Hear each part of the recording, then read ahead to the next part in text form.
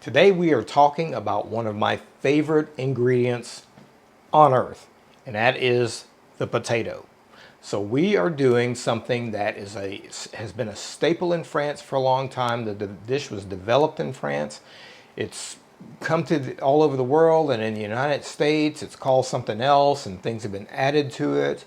In the United States we do something called scalloped potatoes or potatoes au gratin, that kind of thing. But we are doing my take on the original version of Gratin Dauphinoise.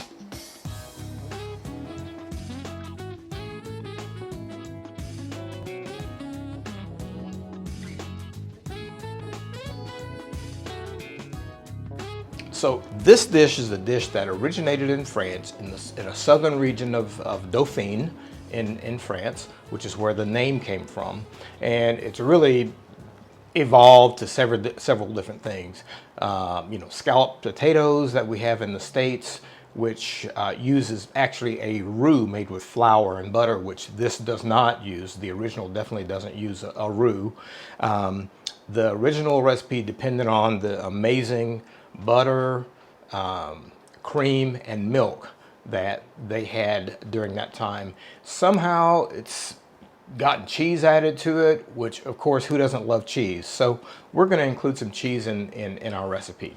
So for this recipe today of Gratin Dauphinoise, we've got potatoes, and I'm basically making a half recipe, but I've got 2 potatoes. And for this, you want to use a starchy potato, not a waxy potato. So in the States, a russet potato is a great potato to use. If you're in the UK and England, you can use a King Edward or a Maris potato. But this is the kind of potato that you want to use because it's got lots of starch, which helps to build up the creaminess in the potato. So we've got that. We've got some whole milk. We've got some heavy cream. And again, the ingredients are listed below. And we've got some butter. We've got just a little bit of fresh nutmeg that we're going to grate. If you can, you really should always grate your nutmeg fresh with using a microplaner or a zester. It's just a completely different flavor than nutmeg that's been sitting around in a jar forever. I am using a white cheddar cheese. You could use a Gruyere cheese. You can use an Emmental. You could use a Swiss cheese. You could use a Parmesan cheese. In this case, we're using an English white cheddar. We've got 1 clove of garlic. I've got a sprig of thyme, and we're just going to take the leaves from the thyme. We've got some kosher salt and some white pepper. And you could use black pepper if you wanted, but we're using the white pepper just because of the color of the dish. So those are our ingredients. Let's get started. One of the keys to making this dish so awesome is that the potatoes all cook at the same rate, and so it's good for them to be a uniform size. So for that reason, today I'm going to use a mandolin.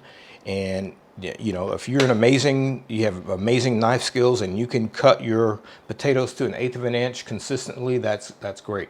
But a mandolin certainly makes it help go faster, but you got to make sure you're careful with the mandolin. So I've chosen one with a grid that has, this is about 3 millimeters is the same as about 1/8 of an inch. And so we're going to do our potatoes that way. To protect your hands, there's this Dumaflachi, but I like starting out with my potatoes with just a cloth, a paper towel. It just feels better for me. So the main thing is that when you're doing this, don't put your fingers this way. You want your fingers on top so that you're going straight down the potato. Okay, and it's very, very sharp. And then as you come closer to the end, you can certainly switch over to the little guide, and that'll just help make sure that your potatoes are nice and even slices. So there we go. We'll finish doing our potatoes and we'll do the rest of the meal. Well, the hardest part of this dish is over. We've sliced our potatoes, and that is absolutely the hardest thing we'll do all day. So to start the recipe, we're going to put our milk and our cream in our saucepan. And we're going to bring that, just warm that up a little bit, warm the mixture up a little bit. And in the meantime, we'll I just crushed my garlic with my hand, and we'll go ahead and put the crushed garlic clove inside our mixture. We'll let that heat up. And as that's heating up, we can now add our potatoes.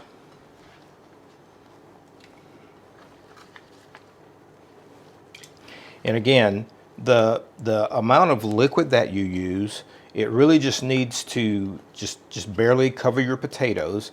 And so, you know, that may vary based on, you know, how big your potatoes are and that kind of thing. But that's our potatoes, and looks like we hit it right on the head there. I may have added a little bit extra milk to that. So potatoes are in, and we'll put a little bit of, and I like to use kosher salt, a coarse kosher salt in this, because we are bringing this to the boil, and then we bring it down to the simmer a little bit, and that salt will dissolve in there. And then we'll pepper this a little bit later. We'll do a nice sprinkling of our white pepper, and be careful when you use white pepper, because white pepper is actually quite strong. So you have to be gentle when you use it. And then we've got fresh nutmeg that we're just going to grate into the pan. And with fresh nutmeg, it's easy to drop it into the pan, so you know, just be careful when you're grating it into your bowl. And I think, I don't know how you measure this, that's probably a half a teaspoon, maybe even an eighth of a teaspoon. It doesn't take much nutmeg. It's also a very strong ingredient. So now I'm just going to, we can stir this now because the potatoes are still raw and not soft yet. But we're going to bring these up, and then once they start getting some bubbles, we'll turn it down and we'll let them simmer for about 8 to 10 minutes. When your potatoes come up to the boil, you don't want them to boil for very long at all. First of all, your cream is going to overflow your pot, but this is what you're looking for. Just really gentle. You see the little bubbles there, just some little gentle bubbles, and let it be patient and let it go for, you know, like I said, 5 to 8 minutes until potatoes have gotten softer. We're not cooking them all the way through, but we want them nice and soft. And we could even taste the cream at this point, just for. Oh, you can already taste the garlic. Oh my gosh, it's really tasty. So, and I can tell from tasting it that we could actually add a little bit more nutmeg at this point. So I'm just going to squeeze a little bit more nutmeg in there, and we'll let it continue cooking. Our potatoes have been going now for about 5 minutes, and they are ready to go. They are nice and soft. They're not cooked through. And again, as you notice, I'm using a wooden spoon. You could use a spatula or something like that, because you don't want to break your potatoes apart. And while we're doing this, you know, I was tasting this mixture here, and literally this is milk, cream, and garlic. And I think I really just want to impress upon you to use the best ingredients you can find. Get the highest quality whole milk and good cream. You could even use creme fraiche if you wanted to, but a very good heavy whipping cream for this, and garlic. And that just makes all the difference in the world. So potatoes are ready. We're going to just pull those off the heat. And to prepare our casserole, or our gratin dish, I've actually just grabbed another clove of garlic. We could fish that one out and use it, but I've just prepared another one here. I've just crushed it, and I'm just going to rub that garlic all around the inside of this dish. You know, it doesn't take much garlic to make things really garlicky, so that's what we're gonna do here, is just rub that all around the inside.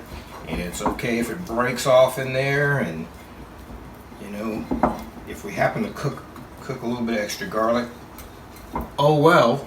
So that part's done, and I'm actually going to go ahead and remove that because I want to be able to butter the dish easily. So now we're just going to butter the dish, and again, we're not using you know, just any old butter. We're using really high quality butter. If you're in the States, and you can use, you can find, you know, Kerrygold or something like that. I'm not sure that you can find much French butter in the United States, but something like a Kerrygold Irish butter, or you know, a nice Wisconsin farm butter. That's a bio. What's the word for bio? Organic butter would be fantastic. So we've got that. Now we're going to add our potatoes. Now we're going to take our potatoes out and put them in our gratin dish. And I'm just using a spider here to make this a little bit easier. So we'll just take those out like that.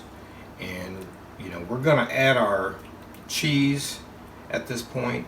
And so you could just go ahead and we're going to drizzle a little bit of just sprinkle a little bit of the cheese inside here, and we'll do a couple different layers here, and it'll get all melty and gooey and all that kind of stuff inside.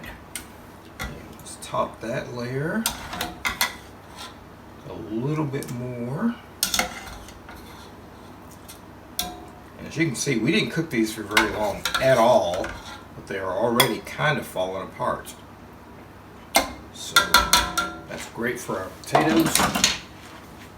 And now let's drizzle some more of our cheese in there. Oops, you know what? Let's save a little bit for the end, for the top. So there we go. That'll work. And with our thyme, we're just going to take our sprig and just bring our fingers down on it like that. And if you're high enough from a high above, just let those leaves go just like that. It makes it nice and easy, and that way it all spreads out and distributes their flavor. So now the last thing we're going to do is just pour our cream over this mixture, and we just want the cream to just cover potatoes. I may have put a little bit too much in there, but I think we'll be okay. Alright, so we'll do that, and that mixture is ready. And now let's just sprinkle the rest of our cheese. And you could certainly use more cheese if you want. You know, it's just there's already quite a bit of fat in this dish, so I think it's going to be fine just the way it is. Okay, so that's our dish ready to go in the oven. So just to be on the safe side, I've grabbed another little roasting pan and a little baking sheet from the closet here, and we're also just going to go around our dish here, and we're going to kind of clean it up a little bit, not only for the look of it, but also so that it doesn't burn around the sides and, you know, cause the flavor that you don't want to have in your dish. So now we're ready for the oven.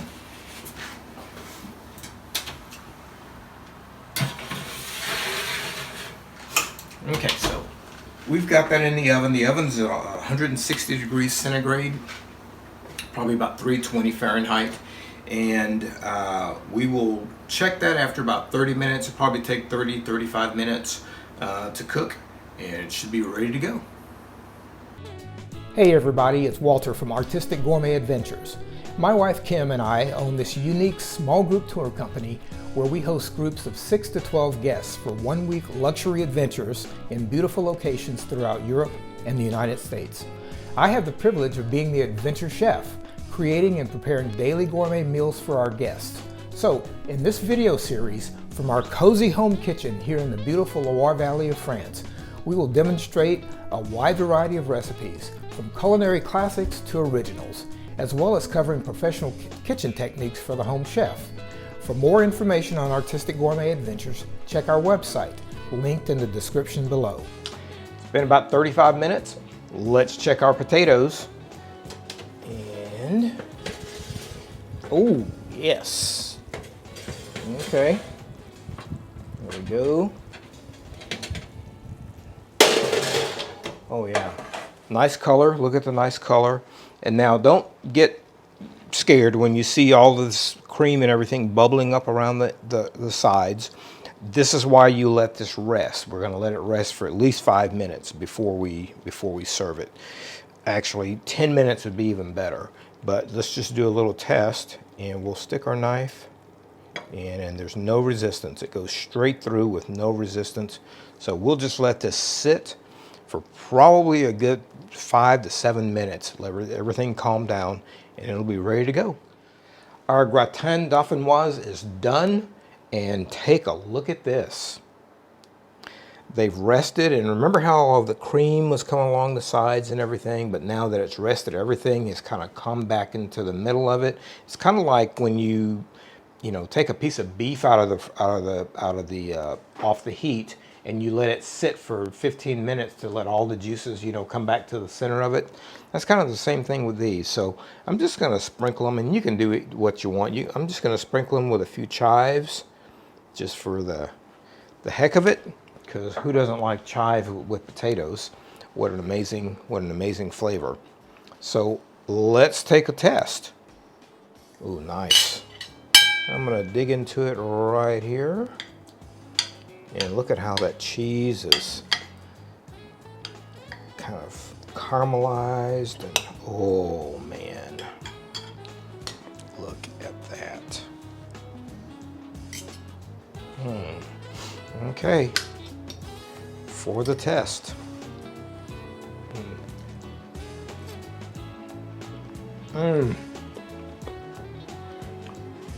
That is unbelievable. If you like potatoes and you've never done this, I'm telling you what, you will love this. And it is so simple, as you can see. Very few ingredients, not a lot of time, incredible flavor with great ingredients. So enjoy. If you enjoyed this video and you'd like to see more, give us a thumbs up below and hit that subscribe button. It's free. And ring the bell if you want to be notified as soon as we release a new video. Also, let us know in the comments if you have any special recipe requests. We really appreciate you tuning in. See you next time.